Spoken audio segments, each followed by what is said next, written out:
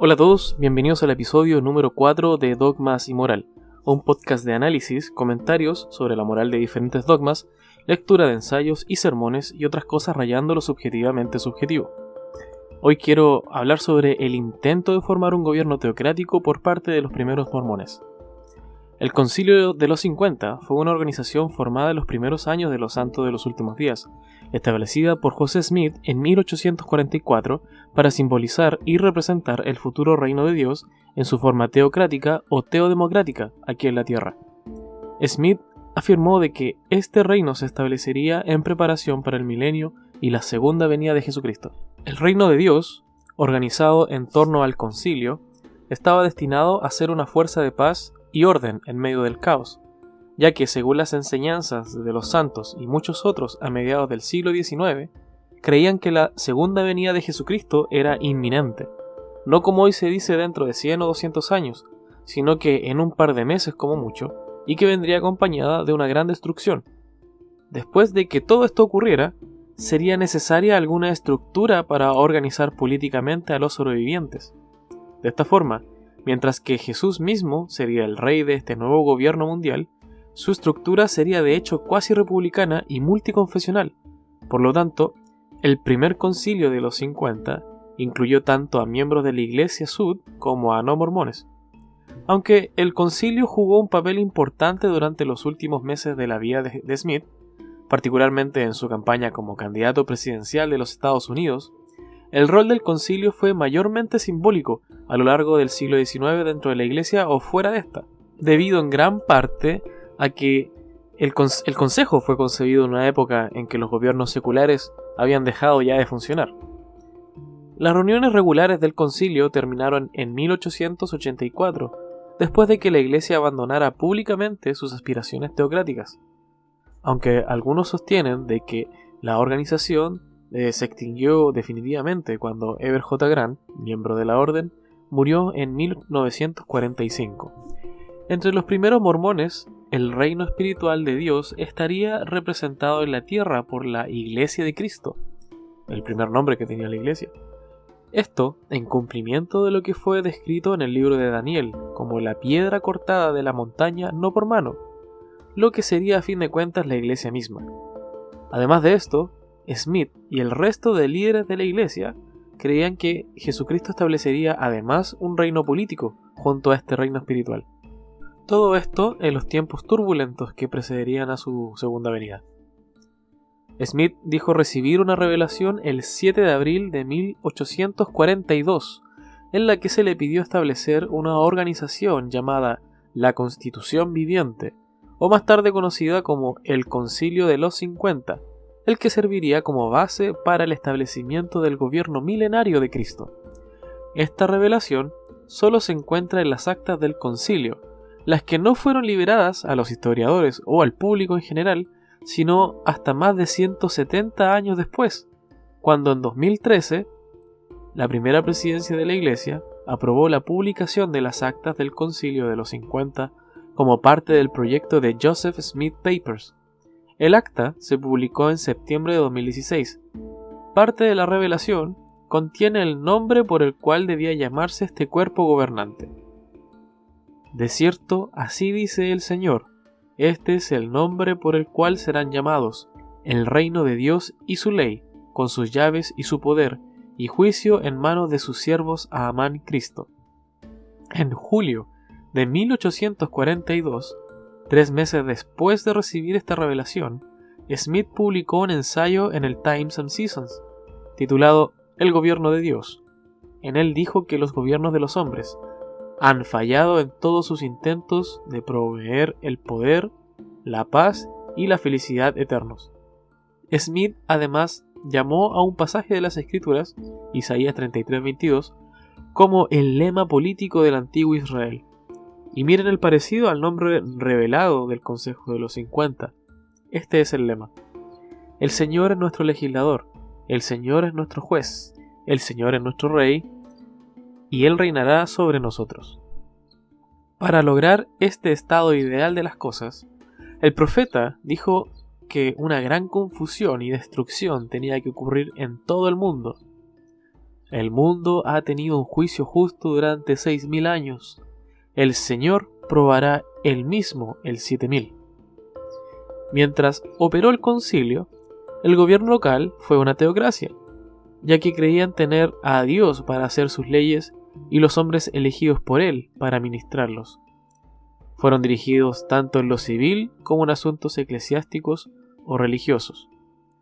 Otras prácticas teológicas se llevaron a cabo de estrecha relación con el reino de Dios, o el Concilio de los 50, ya que Smith, posterior a iniciarse en la logia de Nauvoo en marzo de 1842, introdujo la investidura del templo en mayo del mismo año, ungiendo a 9 hombres como preparación para que en lo futuro llegasen a ser reyes y sacerdotes, siguiendo lo indicado por Juan el Revelador.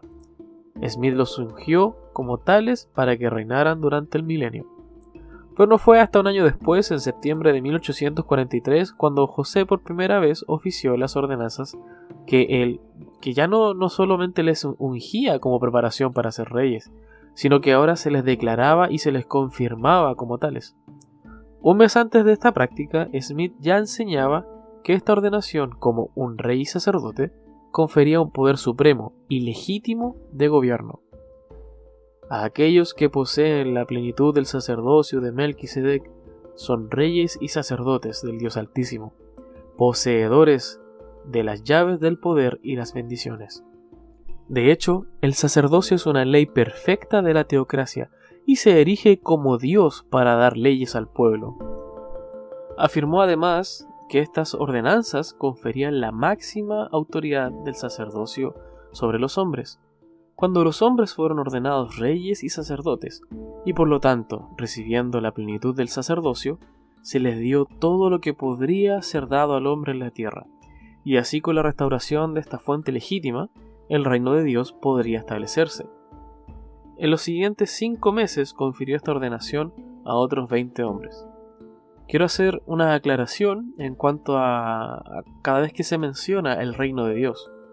Cuando se habla acerca del reino de Dios, se hace alusión al concilio de los 50, este gobierno político que debía tener en preparación para el gobierno de Jesucristo cuando viniera la segunda venida. Resumiendo entonces, y ordenando las fechas de los hechos, tenemos lo siguiente. En marzo de 1842, Smith se uniría a la masonería en Nauvoo. Durante el mismo mes, pone en práctica en una fase temprana lo que se conoce actualmente como la investidura del templo, dando el título preparatorio de rey y sacerdote a unos cuantos. Un mes después, en abril, recibe su revelación para organizar un cuerpo político gobernante. En julio del mismo año, publica en el periódico local un ensayo acerca del gobierno de Dios. Luego, un año más tarde, en septiembre, confirma como tales a los que antes habían sido ungidos de forma preparatoria. De esta forma, los apologistas justifican que el lapso de 2 años entre el 7 de abril de 1842, fecha de cuando fue recibida la revelación del concilio, y el 11 de marzo de 1844, fecha en que el consejo fue realmente organizado, existe porque José Smith retrasó la organización de este consejo hasta después de haber realizado todas las ordenanzas del templo. Sin embargo, según el libro Conspiración de Nauvoo de Horace Cumming, la organización tardía del Consejo de los 50 se debió a un peligro presente más que una creencia milenaria, ya que, según él, William Law estaba organizando una banda de hombres para derrocar y asesinar a José Smith y su hermano Hiram. Ahora, ¿quién es este William Law? Bueno, Law y su esposa se unieron a la Iglesia de Cristo en 1836 en Canadá, a través de John Taylor y Almond W. Babbitt. En 1839, Law llevó a un grupo de miembros canadienses a Nauvoo, y en 1841 Smith lo eligió para ser miembro de la primera presidencia. Law también fue miembro del consejo de la ciudad de Nauvoo. Con el tiempo, Law se vio afectado por ciertas prácticas de Smith. Sintió que el profeta estaba confundiendo los roles de la iglesia y el estado de Nauvoo, al evadir la extradición para ser juzgado por crímenes en Missouri. También pensó que Smith usó la autoridad de la iglesia para influir en los resultados políticos. Sin embargo, fue la práctica encubierta de la poligamia de Smith y sus insinuaciones hacia Jane, su esposa, lo que hizo que éste se separara por completo de la iglesia y de José. Después de su excomunión, Lowe se reunió en privado con otros oponentes de Smith y formó un grupo en el que creó la verdadera Iglesia de Jesucristo de los Santos de los Últimos Días, convirtiéndose en su presidente. El viernes 7 de junio de 1844, Lowe, junto con su hermano Wilson, Charles Evans, Charles y Robert Foster, y Francis y Chauncey Higby, publicaron el Nauvoo Expositor, un periódico que describía los argumentos de Lowe contra Smith, la que incluía la práctica secreta del matrimonio plural, la poligamia. La reacción al periódico no fue la que Lowe esperaba, y 2 días después de la publicación, Smith y el Consejo de Nauvoo ordenaron destruir la imprenta, lo que ocurrió más tarde ese mismo día. Si la orden de Smith de destruir la imprenta después de la primera publicación fue una acción legal o no, claramente contribuyó a la cadena de eventos que lo llevaron a su muerte. Y en cuanto a la publicación del Nauvoo Expositor, haré un episodio especial solo tratando este tema y las justificaciones actuales por parte de la Iglesia para la destrucción no solo del periódico, sino también de la imprenta. Según BYU Studies, la declaración del Quórum de los 12 sobre la sucesión apostólica, popularmente conocida como la crisis de sucesión mormona, el 26 de marzo de 1844, José y Hiram confirieron las llaves de la autoridad eclesiástica a los 12 en una reunión del Concilio de los 50, diciendo: «Paso de mis hombros a los suyos la carga y la responsabilidad de dirigir esta iglesia», agregando después: «Ahora preparen sus hombros y sobrellévenlas como hombres, porque el Señor me permitirá descansar un poco». Orson Hyde, esa misma fecha, registra lo que sería el estado depresivo en el que se encontraba el profeta. «Hermanos, el Señor me invita a acelerar la obra en la que estamos comprometidos. Él no tolerará que esperen sus investiduras hasta que el templo esté terminado. Se acerca algo importante. Puede ser que mis enemigos me maten, y en caso de que lo hagan y las llaves y el poder que descansan sobre mí no les sea impartido, se perderán de la tierra. Pero si tan solo puedo lograr colocarlos sobre sus cabezas, entonces déjenme caer víctima de las manos asesinas, si Dios así lo sufrirá. Y podré ir con todo placer y satisfacción, sabiendo que mi trabajo está hecho y los cimientos puestos de que el reino de Dios ha de ser levantado en esta dispensación del cumplimiento de los tiempos. Sobre los hombros de los 12 debe descansar la responsabilidad de dirigir esta iglesia de ahora en adelante, hasta que ustedes nombren a otros para que lo sucedan. Sus enemigos no pueden matarlos a todos a la vez, y si alguno de ustedes muere, puede imponer sus manos sobre otros y llenar su quórum. De esta manera, este poder y estas llaves pueden perpetuarse en la tierra. Hermanos, tienen que atravesar muchas tormentas y les esperan muchas pruebas dolorosas. Sabrán lo que es estar atado con cadenas y con grilletes por esta causa.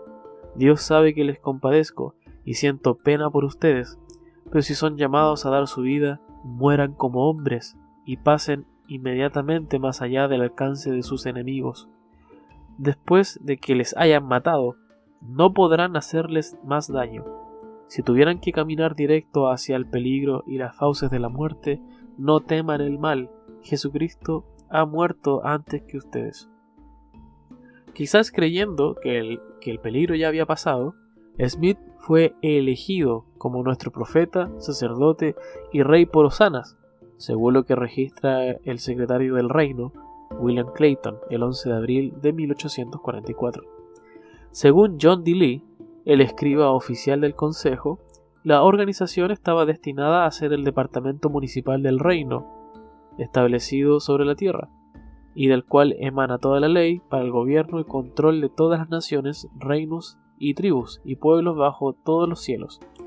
A diferencia de otras organizaciones puramente religiosas formadas por Smith, los miembros del Consejo de los 50 no eran necesariamente santos de los últimos días, como ya he mencionado. En su formación había 3 miembros no mormones. Marinus G. Ayton, quien había revelado una conspiración contra Smith por parte de los disidentes de Nauvoo. Edward Bonney, cuyo hermano era mormón, pero que luego actuó como fiscal contra Smith por su papel en la destrucción del Nauvoo Expositor, y Uriah Brown. Su admisión reflejó las enseñanzas de los mormones de que la teocracia del milenio sería multiconfesional, aunque el mismo Jesús sería el rey. Aunque Brigham Young no admitió a los no mormones en el consejo durante su administración, invitó tanto a los mormones como a los no mormones a ser parte de la teocracia, e incluso parte del gobierno teocrático. Los 3 no miembros serían expulsados a principios de 1845, una vez que Brigham Young se convirtiera en presidente del consejo. Smith se desempeñó como presidente del consejo durante su vida, después de lo cual lo presidió Brigham Young y luego John Taylor.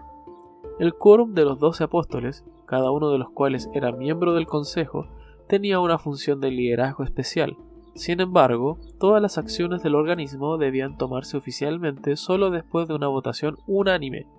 Durante la vida de Smith, las reuniones del consejo se celebraban en secreto, llevándose a cabo en muchos lugares de Nauvoo, incluida la tienda de Joseph Smith, el Salón de los 70, pero también en la mansión de Nauvoo, el Salón Masónico y el ático del Templo de Nauvoo. Si bien gran parte del propósito de las reuniones del Consejo de los 50 se centró en el reinado milenial del Consejo, en la práctica el Consejo desempeñó 2 deberes principales durante su breve existencia bajo Joseph Smith.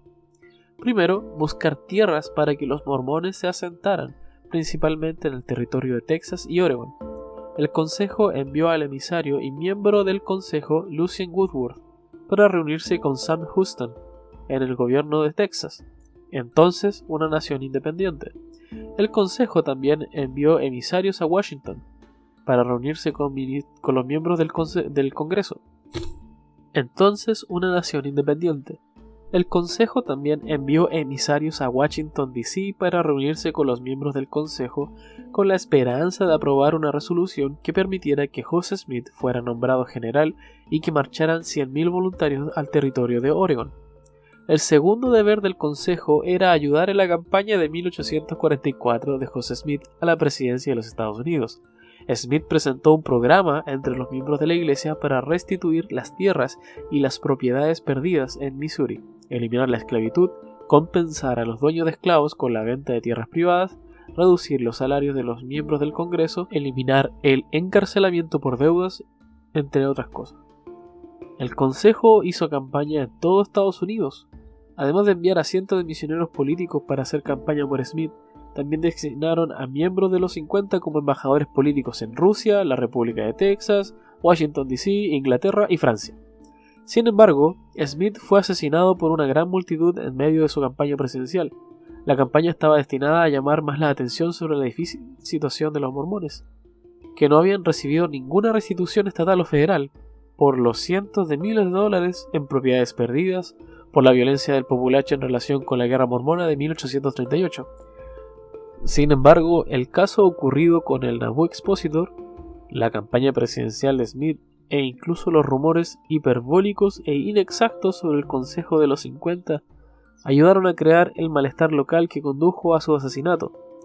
Alpheus Cutler, líder prominente de los primeros mormones y capitán de la guardia personal de Smith, se refirió a un consejo ejecutivo dentro del Consejo de los 50 al que denominó Quórum de los 7, una especie de prototipo presidencia del actual Quórum de los 70.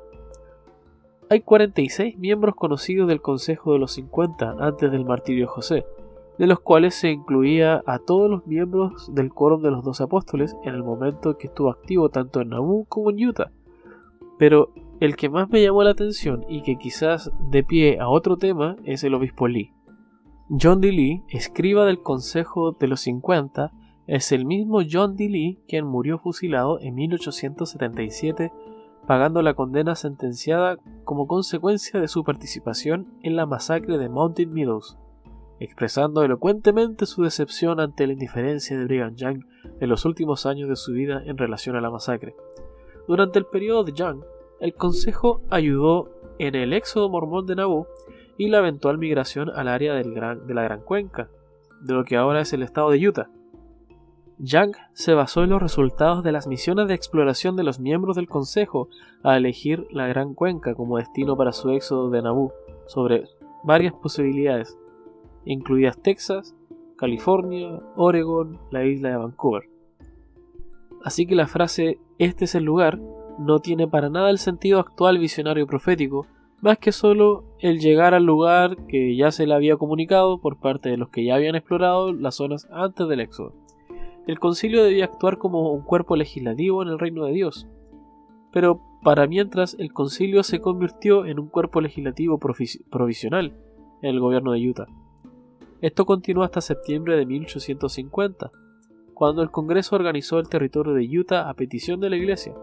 Después de que Utah se convirtiera en un territorio, la expectativa estadounidense de una separación entre la Iglesia y el Estado disminuyó drásticamente el papel oficial del Consejo en el gobierno. Claro, si el territorio se encuentra bajo el amparo de los Estados Unidos, entonces ¿qué razón hay para tener un segundo gobierno?